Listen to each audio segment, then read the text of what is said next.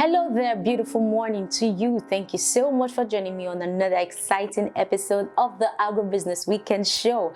I am your host, Joy Labaran. Thank you so much for joining me. I want to say a big thank you to everyone who has subscribed to our YouTube channel. Thank you for helping this family to have 1,000 subscribers. All thanks to you, and I'm so grateful. So help us, continue to help us. Follow us on all our social media platforms, and if you haven't subscribed, please do well to subscribe. Welcome to the show.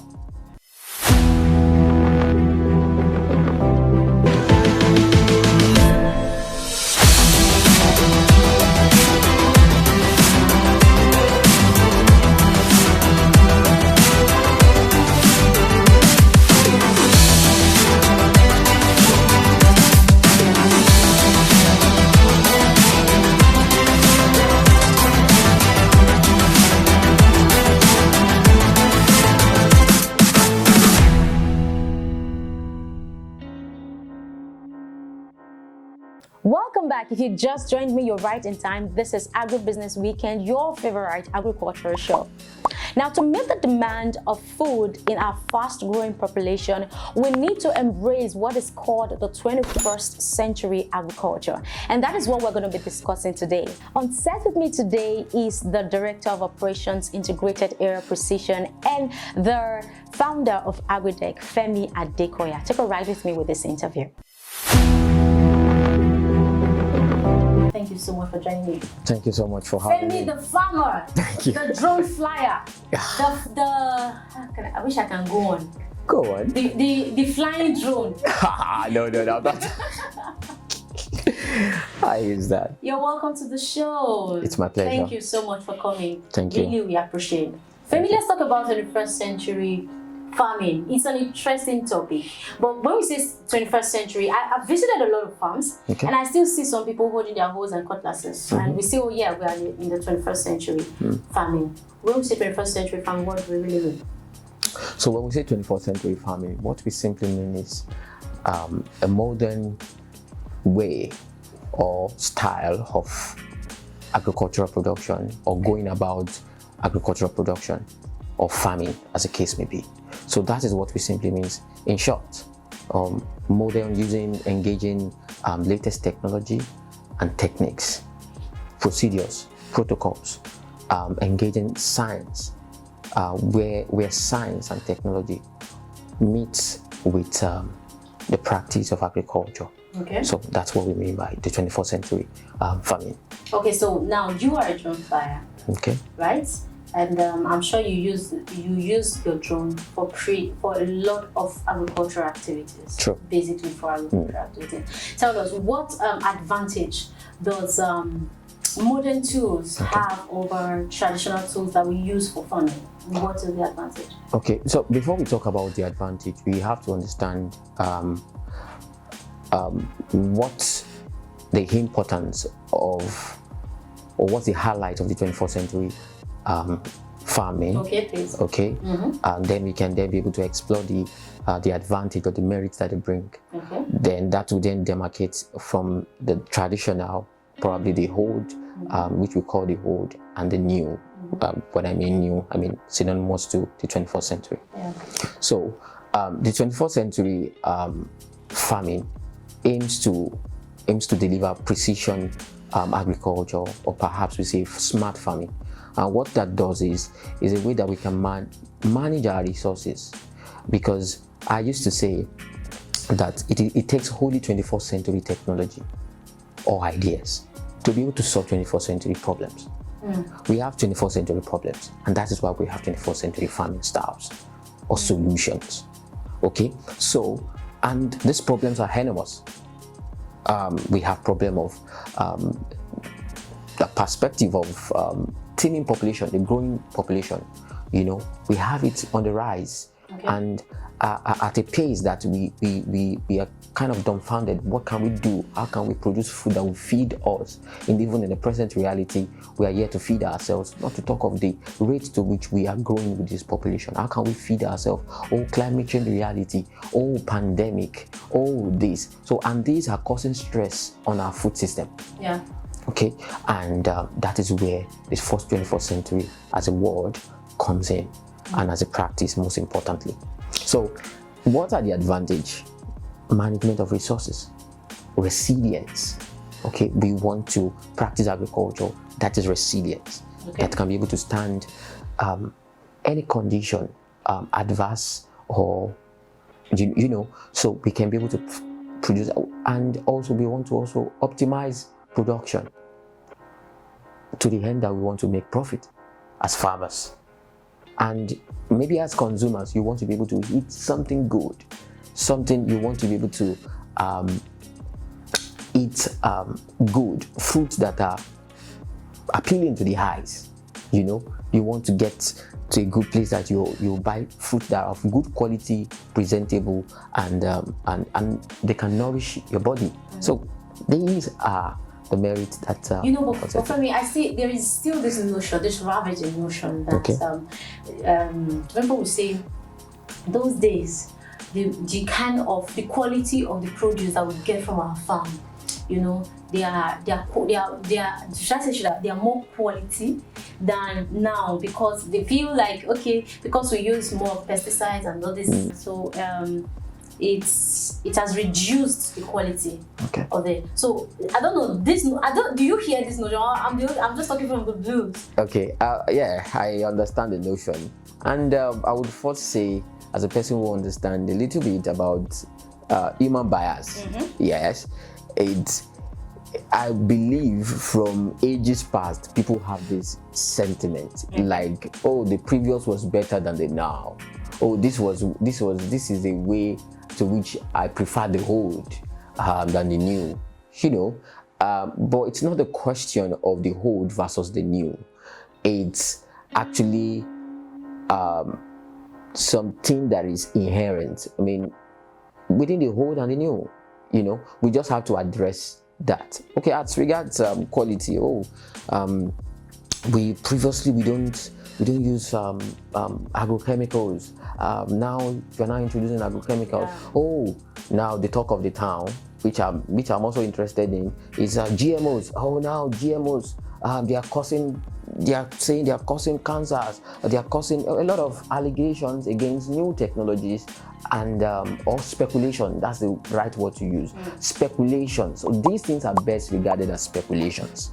Okay, and there is no technique or technology that actually is perfect. We must agree to that. Okay, but we must actually found everything on proven truths. Okay, and how can we make it better? Okay, now as regards quality, okay, let's say post-harvest quality, for example. Because we use chemicals, that's why agrochemicals in production, and that is why we have low shelf lives or something like that of produce. It's not necessarily so. It's not only about the agrochemical as a factor, because there are a lot of factors that influences post-harvest shelf life to be reduced. Okay, so there are a lot of it. So at best, it's just a matter of dealing with those speculation and getting the right knowledge that can help people dislodge the idea or the notion, negative notions about new technologies. All right, and where these technologies are lacking, what can we do to address those problems? That should be. So it's assumed that every time these technologies are to be improved on, to solve a certain area where there's a challenge. Yes. All right. So Femi, tell us, you are a drone farmer, and so let me take your drone, because you are a drone farmer and that's what you're specialized in. You know, so when people are involved in precision farming, which is like the other name for 21st century, what importance of drones? Yes. Okay. Just like every other technology, and drones, particularly drones, are relatively new to the landscape, but the place where drones comes in, most importantly in agriculture, is precision agriculture. Okay, and drones are not the only technology in this space, or perhaps they are not the only technology needed. As like we use them, maybe as seeing it as a panacea, you know. No, but they are here to complement other technology that we have for us to be able to achieve precision agriculture, smart farming that can deliver for us food security, environmental sustainability or protection, and most importantly for me as a farmer and fellow farmer, profitability. Yeah.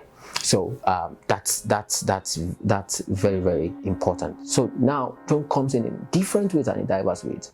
And now what distinguishes the 21st century farming, which is synonymous to precision agriculture, is the use of data-driven agriculture.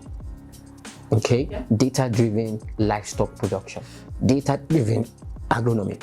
So, and drones as one of those devices or tools, we can use drones to collect data. Okay, various or multitude of data. We live in the 21st century where data is vital to us. It's king. For you to rule as a king, I say you need data. You need to have facts and figures to be able to go precisely. Okay, so drones, like I mentioned, helps us to collect data ranging from plant health, land, geospatial data, location, and many other things to be able to access data and convert into information that get us informed. That's number one. And also number two, in terms of performance of activity or tasks on the field in respect to agrochemical application or biological application, not only agrochemicals or agrobiologicals. Okay, biologicals used. Drones can also be used to carry out tasks like application, spraying, tasks like seed spreading, tasks like feeding of fishes. Yes. Which will take more time. Which will take more time. You are getting the idea. Yeah, which will take more time or labor time. They make our labor time more efficient and productive, and that's just a summary. Data collection and also performance of tasks or activities on the field. So we can go on and on as regards that. We will proceed. All right, so right about now we're going to short break, and when we return, the show continues. Don't go anywhere.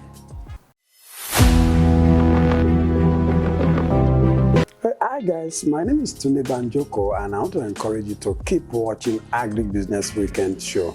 It's very informative, educative, and I promise you always learn something new each time you stay on this channel. If you have not subscribed, I want you to do that now. Thank you.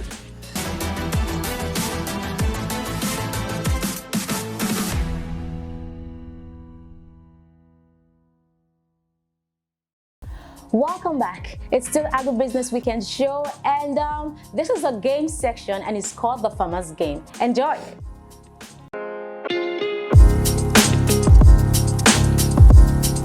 Alright, so Femi, before you say goodbye to our audience today, I want us to have some fun before you go. Okay. So we have 10 questions on our list. This session is called the Farmer's Game. Wow. Yes. 10 questions. Yes, so we have 10 questions. Don't worry, you will not answer the 10. Okay?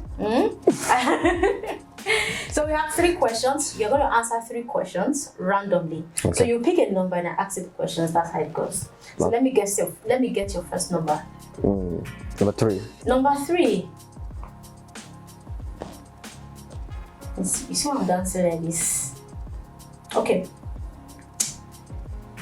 If you have an opportunity to sing your best song, what would you sing? I mean, I'm saying sing your best song. The best song? I actually don't have a best song. Really?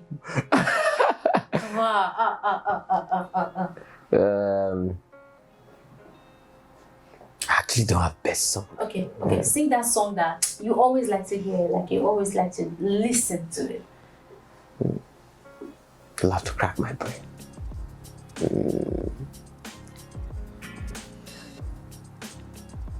Think more. Because I know you hear a lot. I know you listen to a lot of songs. Somebody like you should listen to a lot of a drone farmer. Oh my God.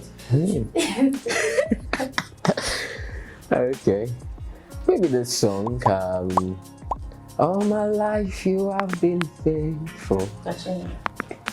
All my life you have been so good. Oh wow. You have a nice With voice. every breath that I am able, oh, I will sing of the goodness of God. Thank you, Femi. Thank you. All right, so we take that. What's your next number? 5. Number 5. What is the most embarrassing moment of your life? Come on, I think numbers are the odd ones. I'm getting odd questions. Okay. Odd.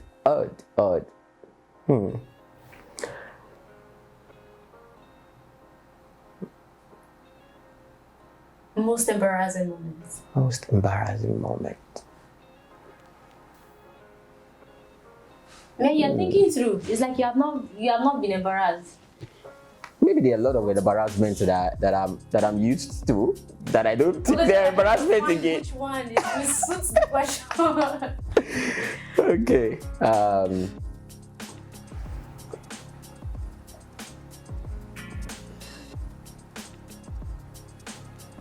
Yeah, maybe I think there was a particular time I missed my way. Okay.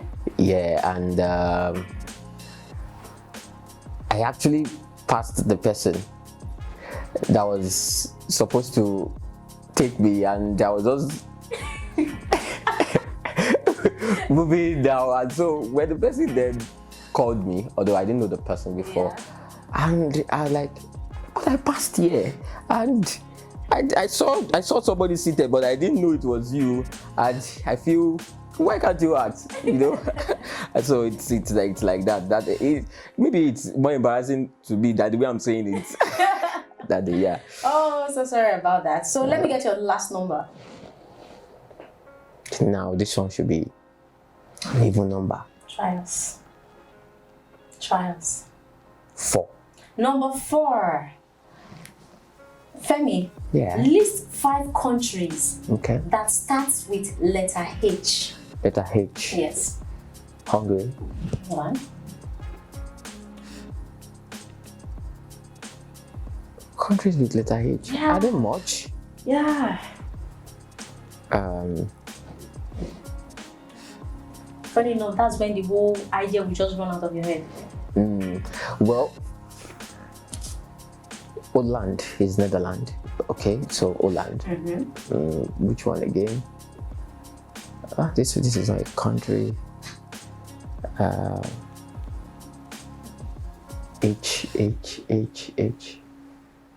Hong Kong is not actually a country, but I wanted to say Hong Kong. Am I right? Of course, it's not a country. It's not a country.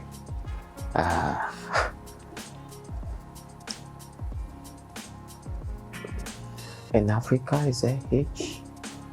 Not sure. In Europe? No, I think.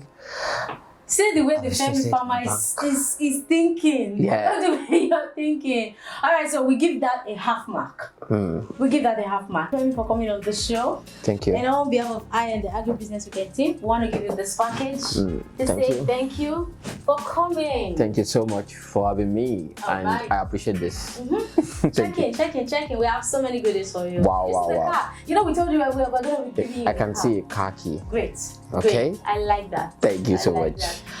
And now this is where we draw the curtain on today's episode of Agribusiness Weekend. Thank you so much for joining me on the show today. I'm very sure that you've learned a lot about the 21st century agriculture. Until I come your way next time, same day, next Saturday, please do well to follow us on all our social media platforms, and please subscribe to our YouTube channel. Remember, Christmas is around the corner. And once again, thank you to our 1,000 subscribers. I love you all. Joy Labaran loves you, and the Agribusiness Weekend team. You are so special to our heart. Till I come your way next time, I'm Joy Labaran, and have a good weekend.